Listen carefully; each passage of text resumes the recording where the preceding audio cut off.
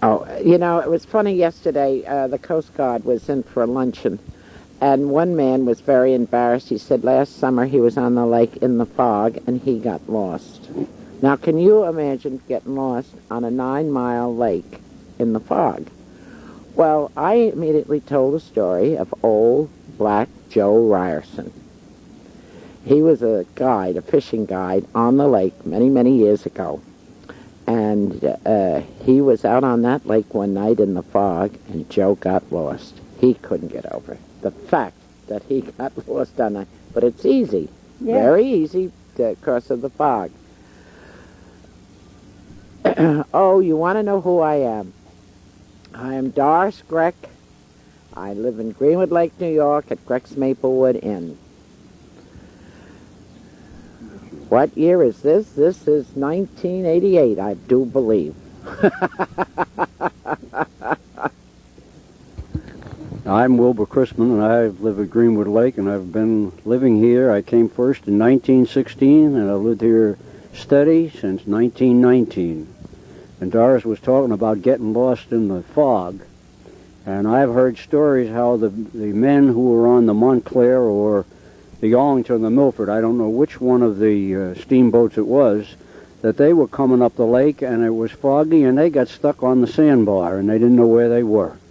So it's not an unusual thing. Oh yeah, the hat I have on, this is an old hat I was going to throw away. And I said, well, before I throw it away, I sort of mess around with paintings. I wonder if I can paint anything on it. And so I proceeded to paint all kinds of pictures of Greenwood Lake. I have Murphy's, how it looked in 1915. I got many more pictures on there, and we'll talk about them another time. Hi, I'm Gloria Quackenbush, and I am fortunate enough to have been born and brought up here. In other words, I'm a native. My friend Doris here is pretty close to it, I think, aren't you? I wasn't born. I know you weren't born here. I said pretty close to it. I went to school here, and I've taught school here for 36, 7 years, something like that. An hour. Yeah. One of the strangest things would be standing in front of the hotel, and you would hear Gloria's mother, Mrs. Schley, who lived way over in Greenwood Lake Park. Now, you could hear her scream for Gloria at 5 o'clock to come home for dinner. Now, that is a good 1.5 miles, 2 miles away, and you would hear this. Well, no, about a mile, wouldn't you say? About a mile. No more. Less? Yeah, it's about a mile. And then you would hear her scream, Gloria! And you'd hear this go right through the valley at 5 o'clock. It was amazing. And the reason for that was there were no houses to block the sound. There was just trees and fields. That's something that I remember. I will never forget that, because Gloria would be up the other end of the lake, and she'd hear it, and she'd say, "Coming, Mother." Well, one of the strangest things that happened to me was learning to swim in Greenwood Lake. And it was right next to where we are now. Charlie Davy owned the place where Walt Speck has the Rainbow. And he had a beach there, and I went over there with friends. And I had water wings on, because I was supposed to be learning to swim. One day I started down the ladder to get into the lake, and just about when I got to the lake level, a snake stuck his head out right into my nose. Well, I hit the water and I swam, and I tell you, the water wings came off, and I never had to worry about swimming again. I learned that time. Another interesting thing I had, I can remember walking past the Maplewood Inn. It must have been about 1925, and along came Sally Greck, Doris's mother, with Doris in the carriage. And of course, we had heard a week or two before that they had a baby, and that was my first introduction to Doris. Was the baby very quiet? Believe it or not, she was as silent as anything, but I don't think she shut her mouth since. Oh, well, how about that, Doris? Let's see. Remembrances. Well, I remember the rocket flight. I remember what a cold winter it was. And I remember leaving my house, and it was going from my front door to the road was like walking in a canyon of snow. The year was 1936 in February.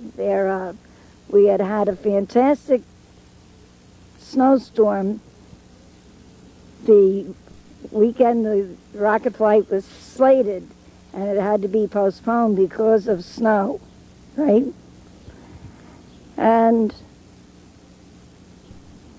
it isn't until recently how about old Mr. Wells, Will? I remember him fairly well from when I was just a tiny little girl in the carriage. I can remember him and his wife in residence on the property down next to the firehouse. Property that my father in later years was to buy and own. He was a renowned photographer and painter, right? That's right. And he had a beard. I can remember the beard that hung way down mid-chest. Huh? Who did he look Who did? He looked like Rip Van Winkle to me. One of his pictures is hung in the Hall of Congress. Yeah. Am I correct in that? Yep. Yes. No, it was one of the pictures he took, one of his photographs. And I believe it was Chapel Island taken at night with the moon coming through the steeple.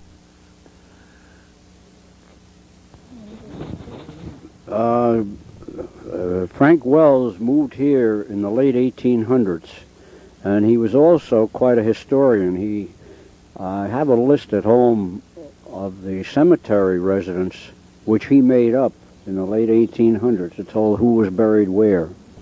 Another thing was that they had a house that Gloria was talking about a few minutes ago, which burned down, and in that house they had Jenny Lind's piano, and she was a famous pianist. He also every year showed up at school and took school pictures, and I think every class for many, many years. I think he lived into the 40s.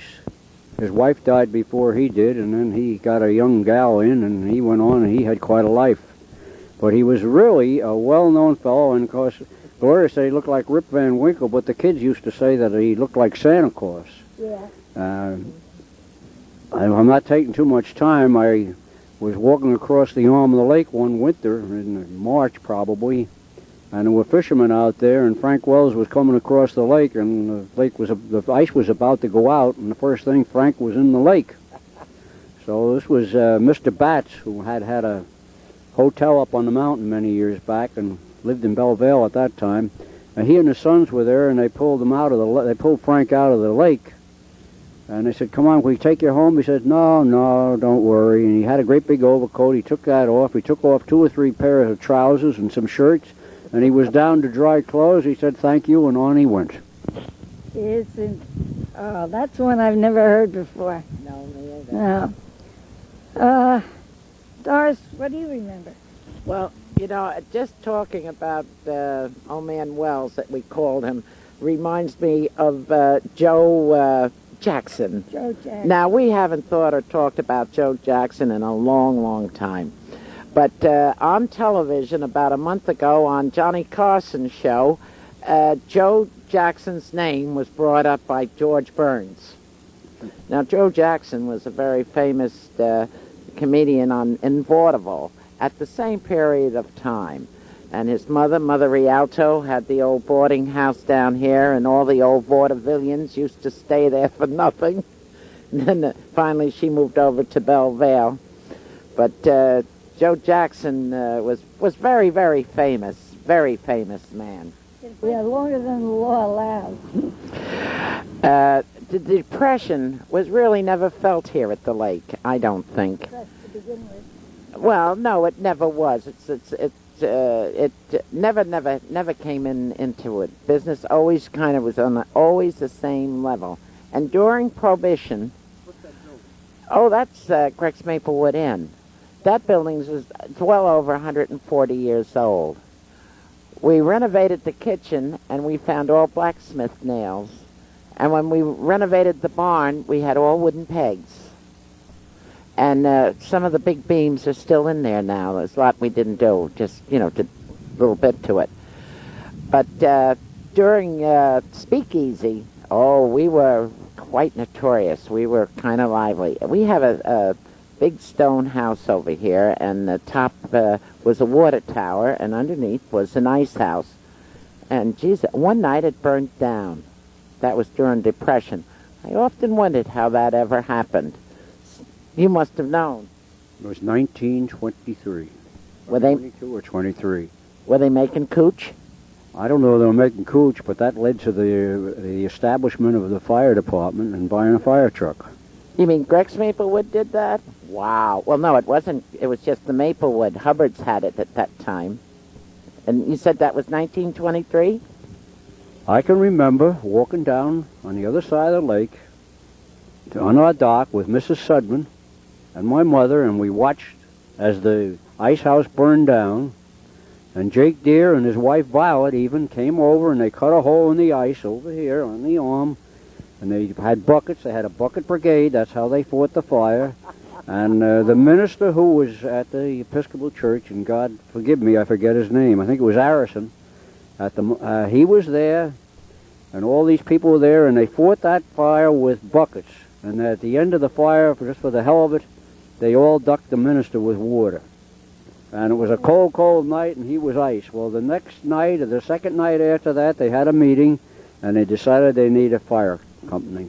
And I'll talk about that later, I guess. Yeah. Huh. I'm fascinated by your storytelling, I do you. Come on, keep going. Okay, my dad was mayor for approximately 20 years, mayor of the village of Greenwood Lake. And, what do I don't know what to say about him. I can remember as a child in Greenwood Lake in the early 1930s, there were no more than 500 year-round residents. We were, if we had any notoriety at that point, to my knowledge, it was as a summer resort. And came Labor Day, they would roll up the streets and give it back to the natives. And we were real natives. Our telephones were strictly by, hello, I want to speak to so-and-so or whatever. A little local switchboard in town, and that was it. Our stores were limited to about a block and a half to 2 blocks on the main street. Our school building, we had 4 rooms in our school. 2 classes to a room. And Jerry Lynch, I know of, as having dinner at my home many times. He was the first principal of the school, and he was a real jovial character. Told some tremendous jokes. I remember that much. But he loved his free meals at various places in town. And he was later replaced by the notorious Harry Harp, who his reputation was beyond him. Dear Mr. Harp, he would sit in the winter time in the wintertime with books under his feet because his feet would get cold. And after lunch, every Tuesday, I believe, we had hot dogs. Or Greck's had hot dogs for lunch. And he would have to have his his bicarbonate and soda. Harry Harp started the first lunch in the school. He started the soup kitchen. You disagree with me? Well, I know he came around to the different ones, and we used to make potato soup on Monday. Another hotel made vegetable soup. Another one made all the different soups for 5 days. That was started, I always thought, by Harry Harp. You know, these ladies, they're modern. I go way back beyond them. I started school in 1920 here. And but believe it or not, Doris and Gloria, the people around here made soup and delivered it to the school. Funny. I always thought it was Harry Harp. No, it was long before that. And talking about school then, it was a two-room school when I started. You had four classes in each room. And we had a beautiful outhouse on each side, one for the girls and one for the boys. And it was heated with a stove in each room. And the boys' job was to take care of that heat during the day. We'd have to go down and get the coal, and if the fire had gone out, we had to make the fire. And later on, they decided they needed 3 rooms. So they just petitioned off part of it and made 3 rooms. When I went to school there, the principal was a fellow by the name of DeCastro. Miss Larkin was my first grade teacher, and everybody in first grade failed. And Miss Larkin went back to school and then came back later on, and I believe Gloria taught with her. I didn't teach with her. I taught with Miss Feckner. Oh, I thought Yeah. Miss Larkin wasn't still there? No, Miss Larkin had retired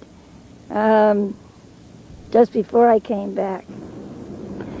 February 1936 marked the date of putting Greenwood Lake on the map, so to speak.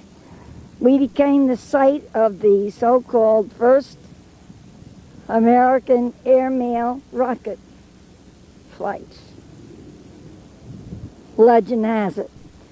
I've since found out that this was not the first experimental flight. It was the 6th, but that's kind of beside the point. And what a winter it was. Cold and snowy. We had a snowstorm that amounted to better than a foot of snow the weekend that the rocket flight was first scheduled. And it had to be postponed because the roads were impassable and everything else. The rocket flight was to be held down in what is known as Sterling Forest, the old Sterling Forest. There's a new modern Sterling Forest, but this is the old one, which was approximately 6-7 miles down the lake. It had its own post office, and it was a little colony of people that lived there year-round, and they had the ice house as their way of making a living. They cut ice during the winter and supplied the whole area with their ice for refrigeration during the rest of the year. The rocket flight itself took place in February of 1936. And there were 2 rockets.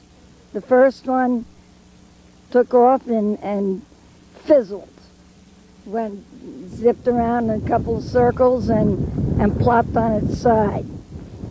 The second one went up and went down and went up and went down, and it was pushed across the state line, as far as I know. It was so cold that I christened the rocket with a cup full of snow. What was the rocket called? The rocket was called, guess what? The Gloria. You're not going to pick me up on this. How old were you? I was 5.5 years old. What do you remember? What do I remember? I remember the booming voice of Captain Tim Healy more than anything else. I knew him from on the radio, from telling stories on the radio, reading comics and so forth. And I was completely captivated by him. His voice was very deep. It seemed so to me anyhow. And his son was there. He had brought his son with him, and his son was a Boy Scout. And chivalry is not dead. He really took care of me as far as being a little girl. And to this day, I'm once in a while reminded of the rocket flight by the fact that on HBO they have a series of bloopers and bloppers or whatever, and the rocket flight is among them. But I guess it was quite a thing in its time, for if nothing more than for the fact that the first experimental use of liquid oxygen took place. And Wilbur, I think you could probably tell us something about that. Well, when this flight was going to take off, my brother and I went down. I think it was 3 different weekends, it seems to me it was. And of course, the first time nothing happened, and these men in asbestos suits with great big long poles with, I guess they had rags on the end with gasoline. They tried to light the thing, and just absolutely the first time nothing happened.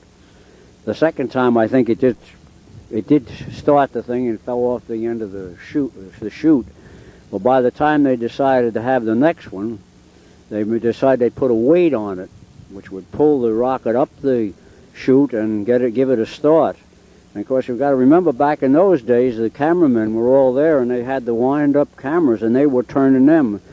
There was all kinds of coverage of it. The third time it came off, there was a tremendous amount of snow. Gloria said a foot. I would believe there was more. And to go down to Sterling Forest and park, it was impossible. My brother and I went on the west shore of the lake. We parked the car and walked across. And I know I had said to him before we ever went there, I said, we ought to go in the village and buy a skyrocket and tie an envelope to it and let it take off. Well, I think we'd have been shot if we had. How many people were there? Oh, there was thousands of people there. And when it did finally, the third time I believe it was that it took off, they dropped the weight, and the rocket went out to the end of the chute and boom, down. And it sat there on the ice for a couple of minutes, and all of a sudden that motor took off and went scooting across the lake. It had a broken wing, I believe, already. Yep. And when it got to the state line, it went up. And it landed on the other side of the line, and I was one of the first ones, as I recall, running up to it. And the New York State Police were there, and they start yelling at us, "Get away from that, get away from that." Well, everybody turned around and looked at that and looked at them and said, "Hey, we're in New Jersey. You haven't got anything to say." Was there any mail in it? Or as far as the mail goes, I think there were 6,000 or 8,000 pieces of mail which they said that this rocket carried. But between us here, there was a token amount put in. Also at that time, I carried the mail to West Milford for a fellow by the name of Lou Murchio. I used to help him out. And of course the idea was the mail was going to go from Greenwood Lake to West Milford. Well, I just told Gloria today, the old codgers sitting around down there, the post office was in the general store down there, and these old codgers were down there the weeks that it didn't go off, and they said, "You know, that thing is going to land right here on the top of the post office. The postmaster's going to take a ladder and go up and get the mail." Was it true that Jack Welshman, the local butcher, transported the fuel for that? That's what the paper... Yes. Won't pick you up. You've got to really put the money. That's picked up, but Gloria won't be picked up. Yeah. All right. The local butcher in town, a fellow by the name of Jack Welshman, was a very brave man. He transported that fuel, but he didn't know how. But he didn't. I understand from our friend Roger Riley, who lives in Sterling Forest and is an old timer around here, that they had taken this rocket motor, and there was a man by the name of Mike Morin. He and his brother built boats similar to Chris Crafts down there. And they took this rocket motor and they fastened it to the bench down there with a vise. And that's how they tested it. It took off one night. It started up one night, and Jack Minturn, who lived down there, I think he thought the world had come to an end with the noise of the thing. I guess it's a wonder it didn't take the bench up in the air. You're talking about this Mike Moran. He made a beautiful Moran craft, which was competitive to the Chris craft. What happened with the...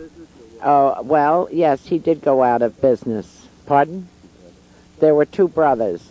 But the rocket laid down there in the boathouse for years and years and years. Then finally, it was given to the Ringwood Manor in Ringwood, New Jersey. And now I hear from Gloria that they're trying to preserve it.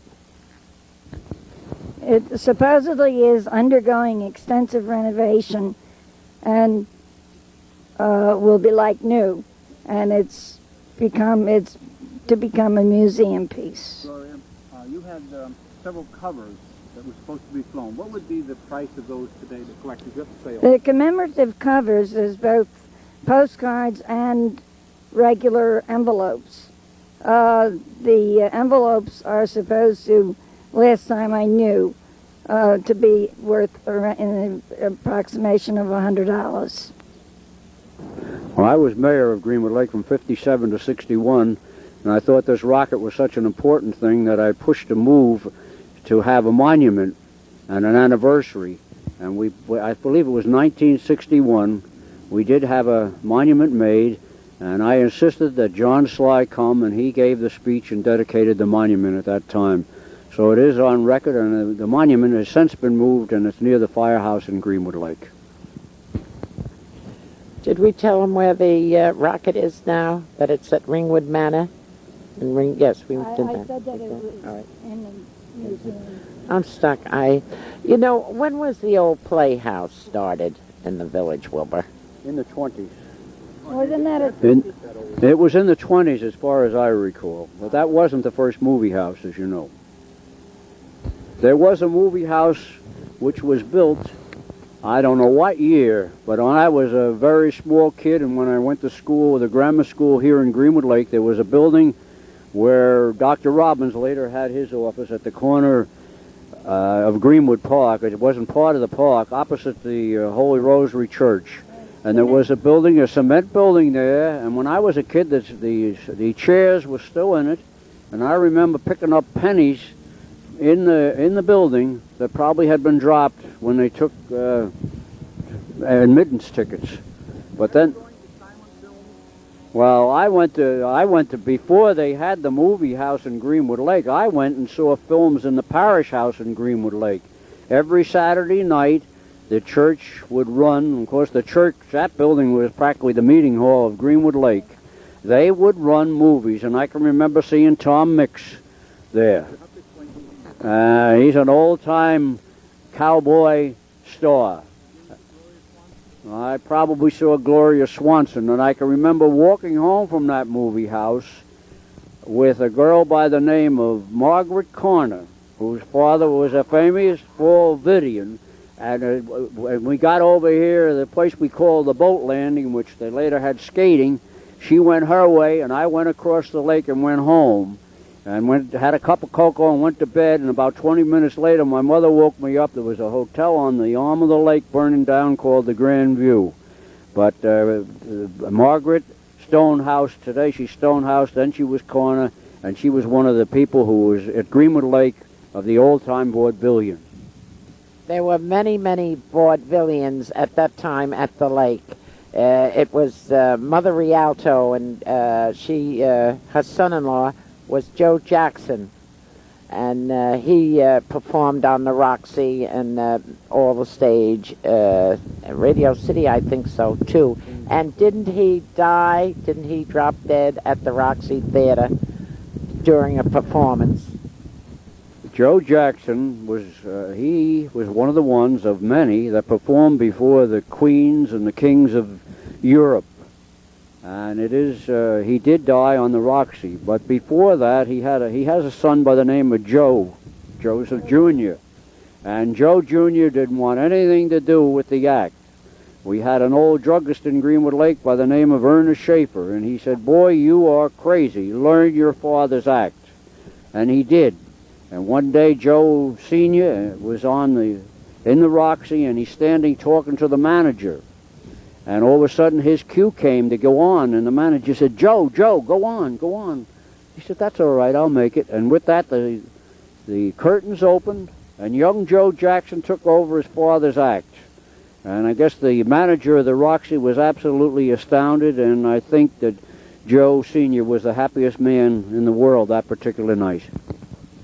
Joe Jackson, up to 1984, was still performing in South Africa and London. And now I think he is completely retired. But we've had many, many famous theatrical people come here. We have Maureen Stapleton. She visits at the lake quite often. She is won the Academy Award, the best assistant actress. And we've also had fighters that used to fight down at Long Pond during the 40s and 50s, like Joe Louis, Stonewall Jackson. Yes, I've seen Joe Louis. And who was that one that got married? Floyd Patterson. Tippy Larkin. Oh, and then, of course, Graziano, Marciano. They all trained up here at the lake. It was very famous. Oh, yes, they used to come in at the bar and have a soda or something because they were in training. They wouldn't drink. Tell us about some of them, and that's a good point, that you were impressed with. They seemed to be more jolly or not so jolly or whatever. Well, that was quite a while ago when these fighters used to come, and I really didn't remember them too well. But oh God, the excitement that they would cause with the men when they walked in, you know, it was really something. But I think the funniest, I got to tell this story. My father was down at Long Pond with my brother, who was about 5 years old, when they were all training down there. And at that day, when they were visiting, watching the newspaper men were all there. So Joe Murchio had everybody at the bar, and everybody was spending money. He had a good party going. So all of a sudden, my brother goes up to my father, and he says, Daddy, I want to go home. I want to go home. Daddy. Joe Murchio got a hold of the boy, and he said, "Now listen, kid," he said, "you sit in the car," he says, "and I'll bring you a billy goat tomorrow. You wait for your father." So the kid says, "Oh, all right." So he goes and he sits in the car, and finally when the old man gets through drinking with his friends, he comes home. The next day comes and goes, no billy goat. A couple of days. So finally the kid gets on his bicycle and goes down and reminds Joe Murchio about the billy goat. Joe Murchio owned the Long Pond. And so Joe says, "Oh, gee, kid, I forgot." So he went and he got the billy goat for the boy and brought it up. Oh, the billy goat grew up to be a nice big billy goat. There was no getting away from that. We had the door open in the dining room one day, and the billy goat got in and ate all the food off the tables. And then he had a terrible hate for my mother, and every time he saw my mother, he'd go after her. So finally she says, "Teddy, you got to get rid of this billy goat." He says, "Sadie, I can't. We're having our venison dinner. Everybody will think I threw the billy goat in the pot." But you also had Babe Ruth. Babe Ruth stayed here for. Now he bought a Morin craft, speedboat. Had Frank Morin make up this special speedboat for him, and he used to dock it here at the Maplewood. And Babe also used to stay with us, and he was very fond of my brother, who he taught would take fishing and hunting quite often. But the Babe was an exceptional man because he loved children. Oh, he loved kids, especially boys. And if a kid came into the bar and said, "Mr. Ruth, would you come out and let me have my picture taken?" he'd go right out. Or autographs, anything for the children. He was right there. Talking about Babe Ruth, I was scoutmaster here, first scoutmaster of the troop, as a matter of fact, in Greenwood Lake. And we used to meet in the firehouse. And the boys like to play games, and we played a game, something about how many horns are up with the lights out, and they'd run around and catch one another. Well, one night they ran to the other end of the room, and they hit the wall, and we knocked out several pieces of sheetrock. Well, Gloria's dad was the mayor, so the next day I said to the boys, boy, we're in trouble. So I said, after school, you come with me, we'll have to go see the mayor. So we went to see the mayor, and we told him what happened. He says, you're out. No more meetings. Well, a man by the name of Mr. Brown had his son was in the thing. Marcellus was in the troop, and he heard about that. Well, the first thing he did, he told us we could use his chicken coop. And we ended up, we made a meeting room out of that. It was a very small room, and it had a sloping roof, so the little boys had to stand in the back and the big boys in the front. Well, that didn't work out too well. We decided we'd build our own building. So we went back to the village and the mayor and the board, and we said we have to have a piece of land. So they'd let us have a piece of land behind the firehouse. So we decided we were going to build this building there and raised a little money. I forget how, I guess with selling paper and everything else. And I guess I was number one volunteer. We started the building, and of course we were very short of funds. Well, Babe Ruth was here at the Maplewood Inn, and he heard something. Somebody told him about us building this building. And he went around the bar, and everybody there said, give me a buck, give me a buck, give me a buck. And he got a buck from everyone there, and he turned to Ted Greck. He matched the money. He says, give that to the scoutmaster. Oh, boy, I don't know. I was a mayor I was a scoutmaster. It was in the 40s, I'd say, yeah.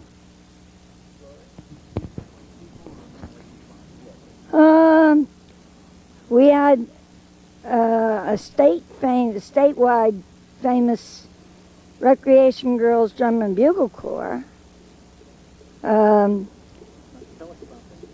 that I was a Johnny-come-lately in it. I was young compared to the rest of the girls who had participated over the years. Doris happens to be one of the older timers.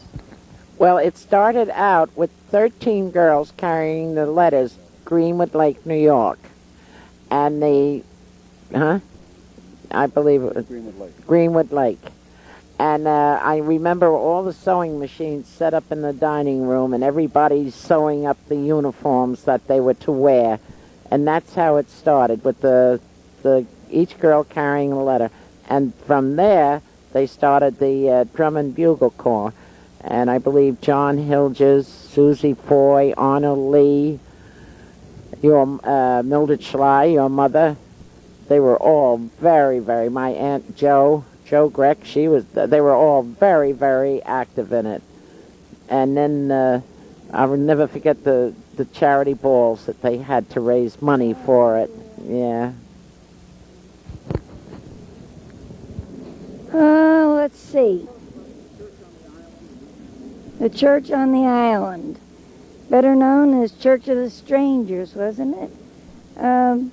Back then, and it was the summer home of the Episcopal Church, and I understand at one time a group of Episcopalian nuns had been in residence there for a little while.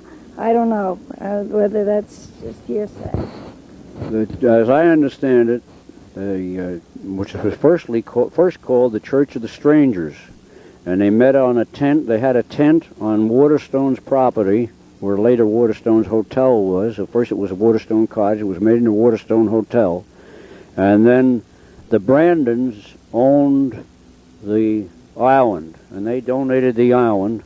And somehow the Episcopal, I just don't know how the Episcopal Church got involved with it, but they finally took it over, and it was a summer place. I went to church there as a kid, and I guess we all did. They would have the summer service there in the summertime on the island, and then they would have the winter services in the village. And as Wilbur said before, this church in the village had a recreation hall and everything in it, and it was the center, really, of all the activities in the town. But one of the nicest things was that they would have services on a Sunday afternoon with the boats. and they had this big parapet, and they would have a church services, and then the guy would go along with a little outboard with the basket to collect the money. I always thought that was funny. Now they have, of course, now it burnt down. Vandals burnt it down in 1953, and it was bought privately by a Judge Victor Ludmer and his family have built a beautiful home. But what he does at the beginning of every June, he has the blessing of the fleet. And the different congregations go out there and give a sermon and bless all the boats on the lake, which is very pretty. The unhappy about the senior citizens, remember, and the... I didn't know too much about that. The boat tipping over and all that. 5 or 6 years ago, 7 years ago. Oh, yeah. Well, it has really nothing to do with the island, but we had a fellow here that had a boat, I think it was called the America or the American or something like that. And maybe 10 years ago. And he went, I guess he's over Breezy Point, he had advertised boat rides.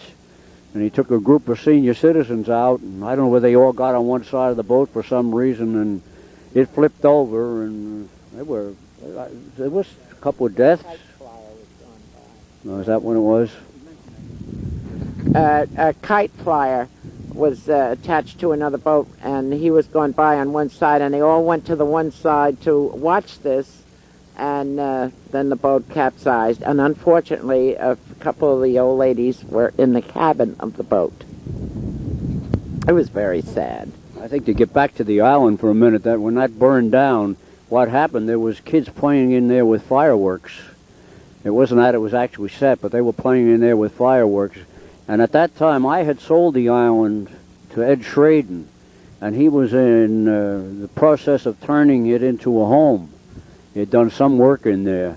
And, of course, this ended that, and then it was later sold to Ludmer. But when I was a fireman at the time, and while it was burning, the cross fell down on the ground, and I got the fireman to wet that down, and I quickly took and put it in my car. The one part of the cross broke off, and they had it welded and then gold plated or gold leafed, and it's up on the present church in the village. And the bell that's on the parish house is a bell from one of the locomotives that ran up to Sterling Forest, the Erie Railroad.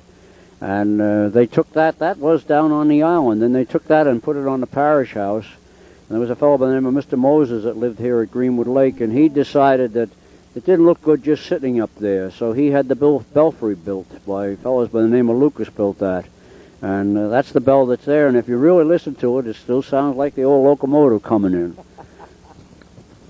Gloria, tell us about the fireworks over Greck here, because you've seen those, haven't you, over the years? Do you shoot off the fireworks, or am I wrong? I've seen them. You've had fireworks. Somebody's had fireworks here.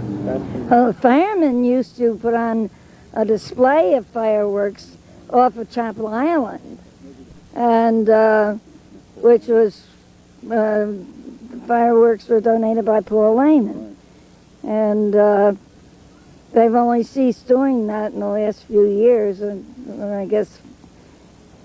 I'd like to comment on why this was a great thing, and the people of the village really enjoyed it. But the last year they had them there, both roads on the east and the west shore of the lake were absolutely stopped off by visitors.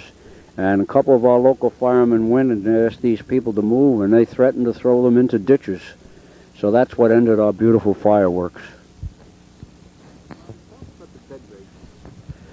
Oh, that's very interesting with those bed races. I had heard up at Bolton's Landing at Lake George that they had bed races.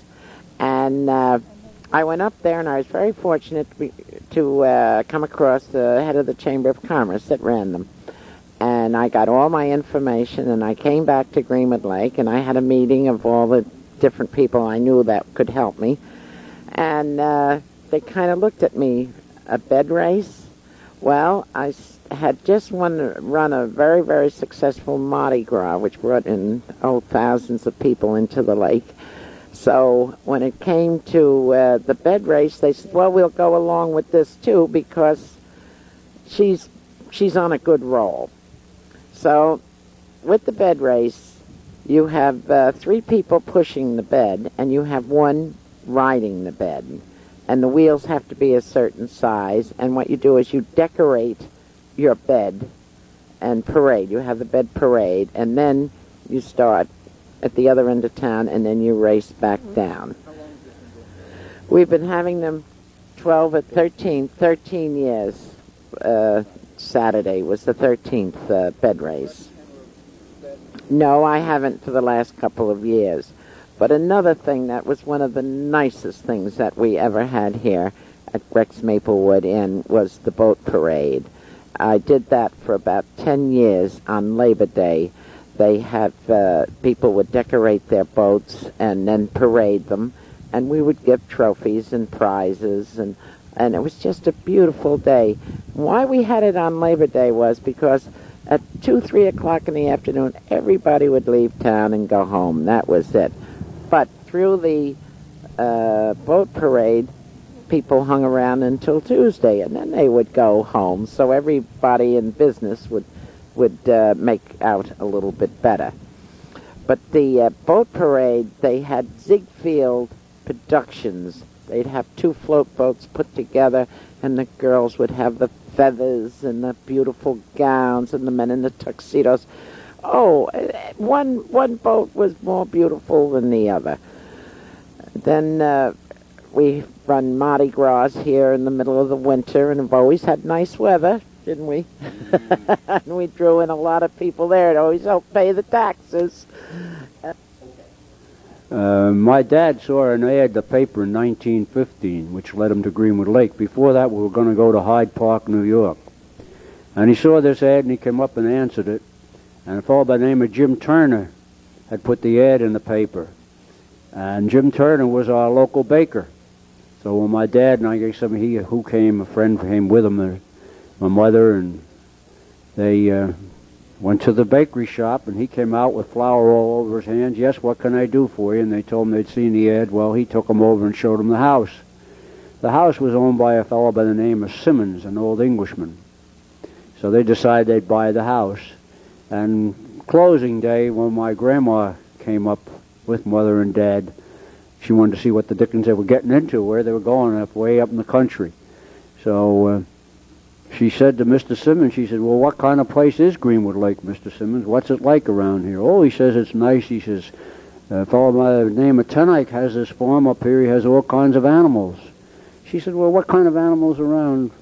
Anything bad? He said, no, not really. He says, but I have that little barn in the back. He said, I keep my chickens there. And he said, the other night, he said, I went up, because after dark, you got to shut the chickens in or the weasels will get them. So he says, I started up to the barn. Now, you got to realize back in those days there was no electricity. There was kerosene, and I don't even think they had flashlights. Well, he decided he'd go up, and halfway up there, he fell over something. And he said, I put my hands out, and he says, it was warm and hairy all over. So he says, I got up, and I went back to the house, and he got me gun, and he got me lantern, and he says, I came up, and I says, and what do you think it was? It was Tenike's arse. You know, you talking about Simmons reminds me that Bob Fitzsimmons' family, the prize fighter, his family lived also here at Greenwood Lake, and Tom Drack, the wrestler. But I was down in Langtree, Judge Bean country in Arizona, where Fitzsimmons had a fight. I forget who he was fighting, but Mexico didn't want the fight, and the United States didn't want the fight, and Bean was promoting it, so he had it right in the middle of the Rio Grande. But it was fun. That what it took me to the town was the fact that Fitzsimmons, Bob Fitzsimmons, the fighter, who was from Greenwood Lake, was fighting down there. Well, my grandmother and grandfather came to Greenwood Lake in 1917, and they leased the Linden House for 3 years.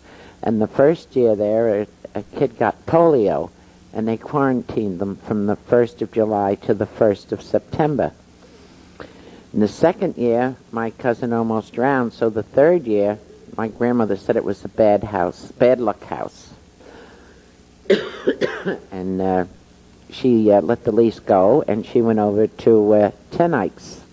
And she leased Ten Ikes, and that was a dance floor downstairs and an old-fashioned boarding house upstairs. And the first place in Greenwood Lake with indoor plumbing. They had a, well, it was very intricate, the indoor plumbing. The crap went out a chute down to the ground, to a hole. That's why over in Lakelands the flowers are so green. Then in 1925, she came here to Greenwood Lake, and she also bought this place through Turner. You're a real estate man. A guy got around. Now, you people in Greenwood Lake are being so delicate about these matters, but I'm intrigued in the 20s and 30s. Now, this is a resort area, so Wilbur, I'm going to ask you. Now, there must have been ladies of ill repute that have found their way here. There must have been some houses that were questionable. Would you get into that, Wilbur? I really can't answer that one. I really don't know. I mean, I know about the speakeasies, and I can remember Webb's being a speakeasy, and having to go there and look for my boss one day when he wasn't around, and I went and I knocked on the door, and the little window opened. Oh, Wilbur, come on in. That was my one time in a speakeasy. And, but I tell you a good one. I have to tell you a good one about Webb's. I worked for W.B. Phillips. This is, I started in 1933. And I can remember my brother and I both applied for life insurance. His policy came through, mine didn't. At that time, the insurance agent would come around every week, and they had these weekly policies, and Mother would pay him a quarter or whatever it was, and she kept asking, well, what's the matter with Wilbur's policy? Where is it? So finally one time he came and he said, well, they don't want to issue it because he works in a dangerous place. What do you mean he works in a dangerous place? He works in the real estate office. Well, yes, but there's a barber shop next door, and they gamble in there, and they're afraid they may have a shooting. Well, we had a state trooper by the name of Frank Hines, who was always spending his time in Greenwood Lake, and I used to do Frank lots of favors. He'd come in, and somehow he'd come to the Maplewood Inn in the afternoon, and they were always playing cards.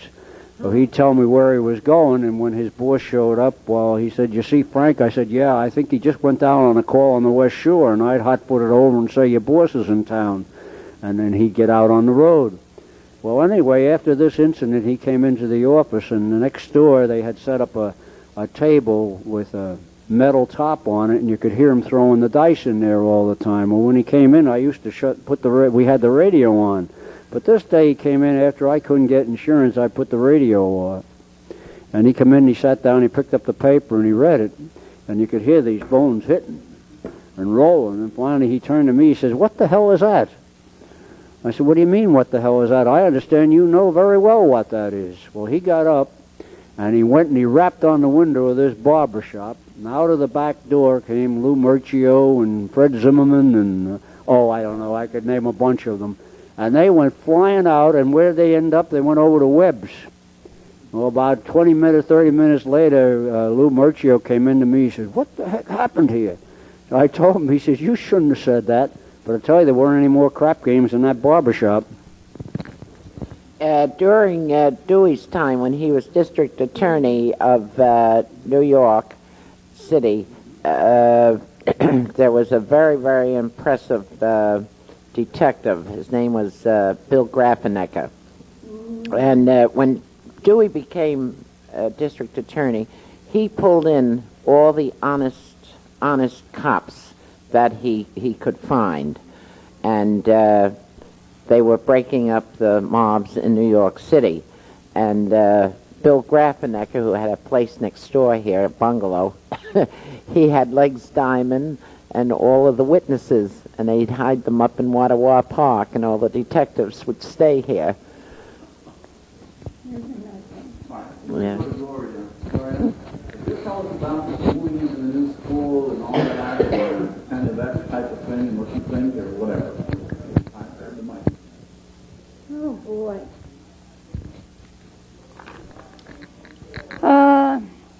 School.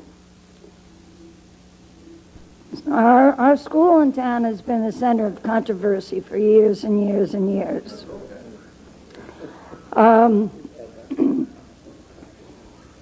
As far back as 1946, I believe it was the first effort at centralization to bring Greenwood Lake in with Warwick, and it was defeated.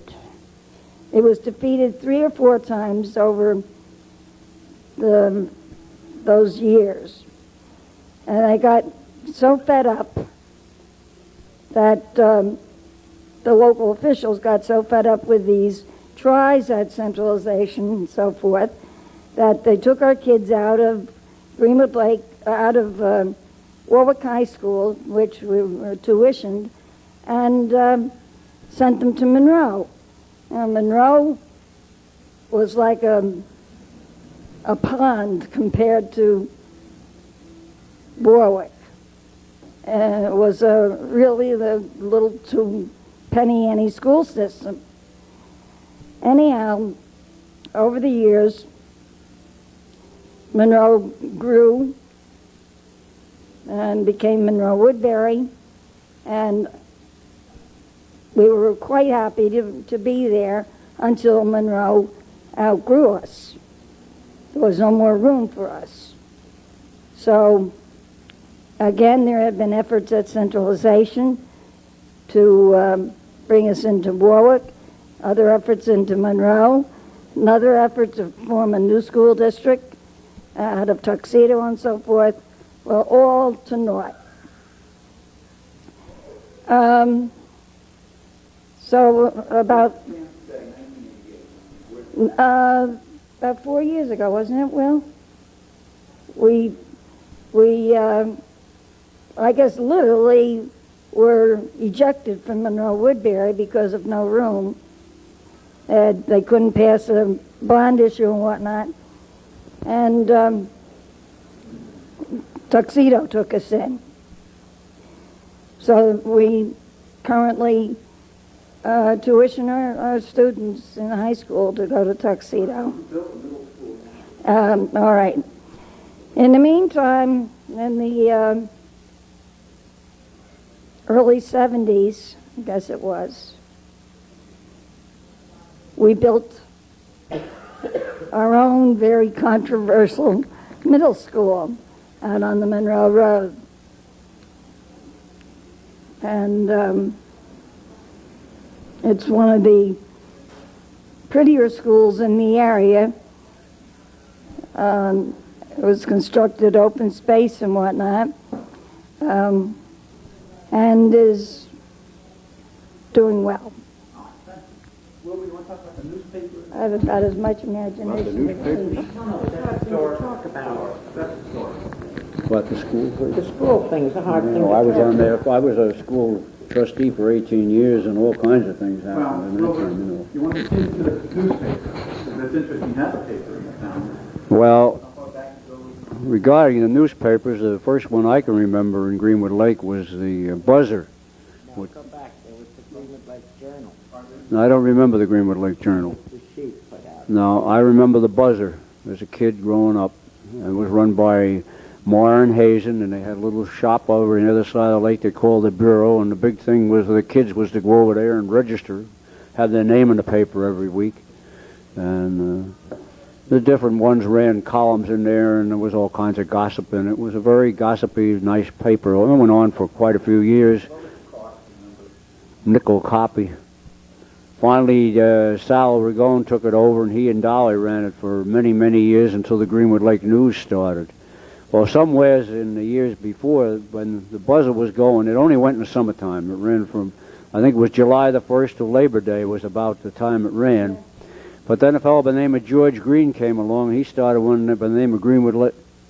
What was it, Greenwood Lake News? Gee, I have copies of it at home. No, that was before Pete. This is before Pete. Maybe you two don't remember that. Oh, sure, I have them. I have copies of it. But anyway, he ran the thing, and he ran the opposite of the Buzzer. Everything was controversial that he put in it. and they wanted to run him out of town, and he was against Minturn, and oh boy, it was something. And Miller was written up. Frank Miller was in there. They were ripping him apart. But anyway, then finally the Greenwood Lake News started. Well, Pete Bassarelli did run a paper for a little while, and then the Greenwood Lake News took off with Cudney's, and of course now that's been sold, and there's still the Greenwood Lake News, but they've taken in. There was a paper in Jersey went out of business, and so they've taken over the West Milford area, and the Greenwood Lake News today is at least half and half. New York and Jersey. And I think now they're trying to get the fire companies to work together, which they did years ago. And I could tell you really a hot story about that. I and some other people bought houses down just across the line in Jersey. And these two young ladies will remember Ernie Sanders. And this was his house. As a fact, Ernie Sanders' daughter, I think, was the drum majorette of the band here way back. Well, anyway, we bought this house, and we had tenants in it, and then it was vacant. And one night, my wife and I took our daughter up she was going to college in Newport. So we came back in town, and I noticed lights down at the firehouse, and I went down to see what happened, and there's a sign, Ernie Sanders' house. So I went flying down there to see what was wrong with Ernie Sanders' house, and when I got there, Ray Huber, who was our chief of the fire department, says, "Gee, well, I'm glad to see you here." He says, "I want to talk to you." He said, and the Jersey police wanted to see you. But he says, we got here, and he said, we're helping these fellows out. They responded first. He said, I got all my men up on the roof, and we're putting the fire out. And he said, all of a sudden, there wasn't any water. So he said, we go flying to the chief of the West Milford, or what, I don't know which company it was, one of their companies. He said, what happened? He said, well, we shut down for a coffee break. And he said, then we lost the building. So anyway, then I checked with the police, and they wanted to know what I knew about who was living in the house. Well, there wasn't anybody. It was a suspicious fire. But that was our cooperation at that time, and this was in, I'd say, the 50s. So at that time, why the Greenwood Lake Company, they didn't want anything more to do with the Jersey, but now I understand they are getting together. But one of the reasons they got out of helping each other was that they had different connections to hydrants and everything else, but now I think they're trying to cooperate again. I'll never forget when Dr. Goodwill's castle burnt down. Do you remember that? That fire lasted for 3 days. The firemen found the wine cellar. That's the truth. Well, we had a fire here at the Maplewood, and they kept the old man down in the cellar. The firemen were all at the bar. It was a place called the Sterling Forest Hotel. It was right on the line at Jersey. Well, they had a fire down there one night. Jake Deere, I don't know if he was fire chief then, but he had been our first fire chief. We also had a fellow in Greenwood Lake who was known as Drunken Ernie. And Drunken Ernie, I don't know whether he had to have much to drink, but boy, he really got polluted. And he couldn't walk. He would go all over the road. Well, Jake Deere and his wife used to babysit the houses for people in the wintertime.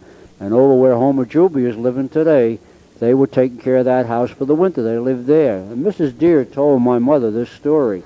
Well, they had the fire at Sterling Forest Hotel, and of course there was liquor there, and it got hot.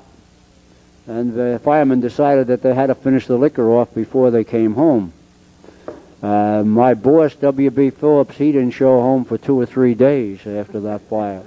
But anyway, Mrs. Deere is looking out the morning after the fire, worrying about her husband, and she looks at the bridge out here by the Maplewood, and here comes Drunken Ernie. And boy, he's staggering all over. He tried to make that bridge about 4 times, and he couldn't make it. Finally, he gets across, and there was snow on the ground, and there was a path up to her house, and up this fellow tries to get up the path, and he missed it a few times, and finally he made it, and he came up the porch on his hands and knees, and boy, she didn't know what to do. And who was it? It was her husband, Jake Deere.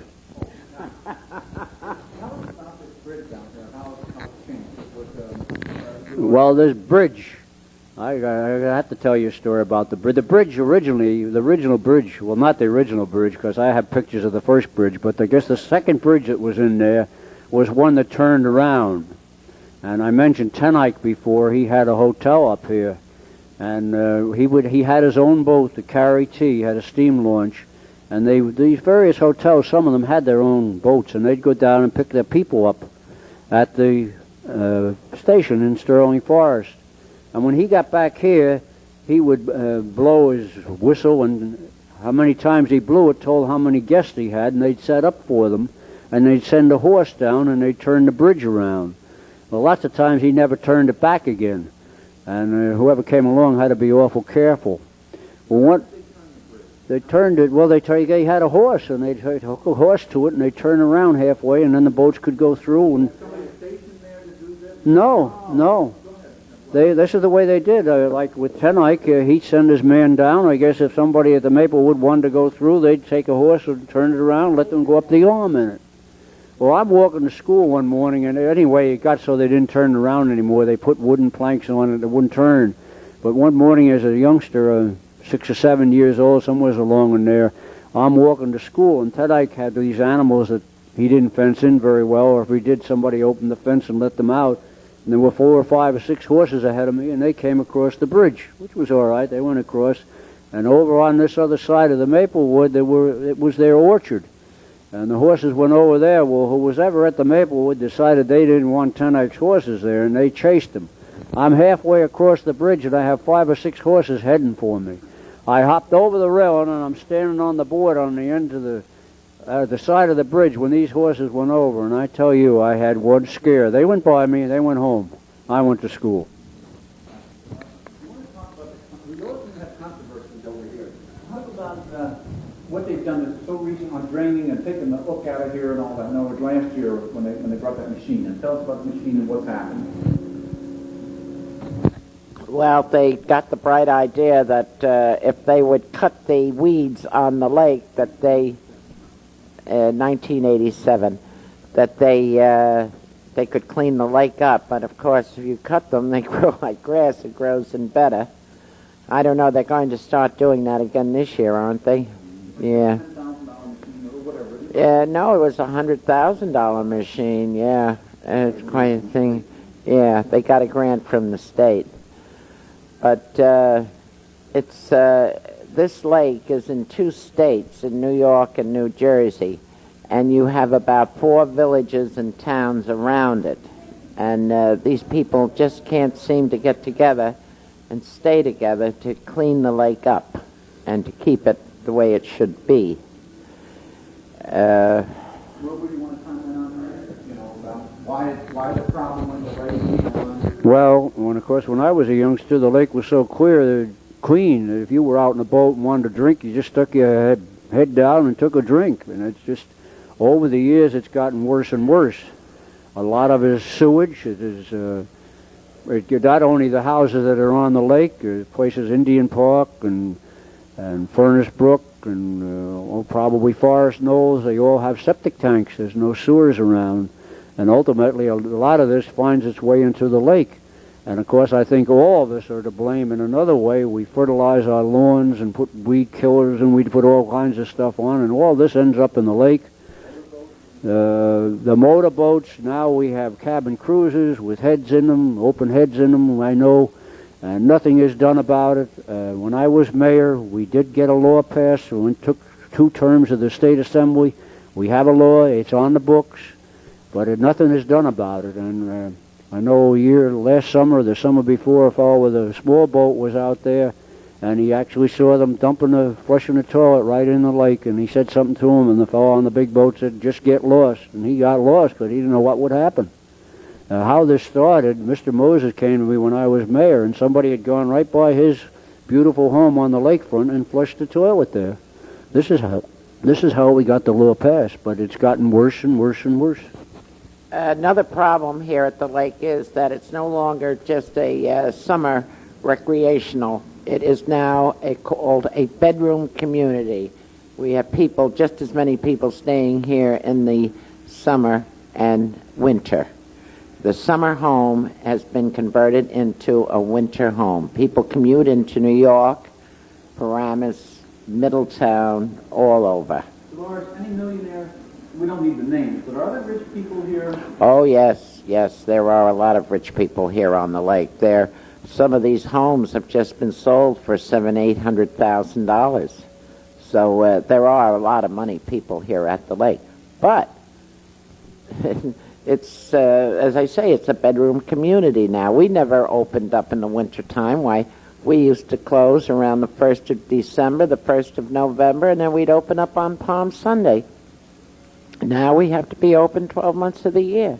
Are any myths about the lake? Any stories about mermaids or whatever? No, I'm the only mermaid.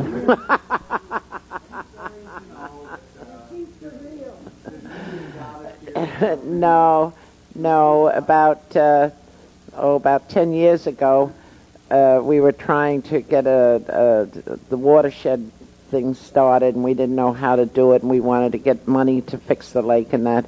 So I decided I was going to swim the lake, and I did 6.5 miles, and through that, we were fortunate enough to get a $135,000 grant. And they came up and they made a marvelous study of what they should do and everything, and all the natives and myself kept saying all they have to do is lower the lake and the weeds will go away a little bit. So after the guy made the $135,000 study, they lowered the lake. So I mean, but that did get the Watershed Commission, and it everything goes to a lull and then it picks up again. And this Watershed Commission, I think, is going to pick up again. It was in a lull, and it goes back and forth. Be a profit. No. Go ahead. You're on. Well, in the early 30s, the then village board figured we ought to have some kind of a water system, because everybody in Greenwood Lake had a well, and a lot of them were dug wells, and of course not far away they'd have an outhouse, so it wasn't the healthiest situation. So it was brought to a vote, and I can remember being asked to go pick up two people. The vote was going to be over at 6 o'clock, and I remembered two people that lived in Lakelands that hadn't voted, a man and a wife. So I went flying over with a car and picked them up and brought them back, and I think they got into the building about 1 minute to 6, and they locked the door afterwards. They voted, and when the vote was counted, it won by 2 votes.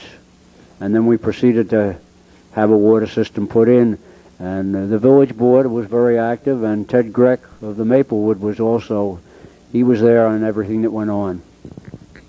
Well, why my father, Ted Greck, was so anxious to get the waterworks put in, he had a pump that used to pump the water from the lake, and that would supply the wash water. Your drinking water was from the well, and every time the pump would get full of weeds, he'd go down there and he'd get electrocuted, and the shocks would come up. Oh, he was the happiest man in the world when that water works went through.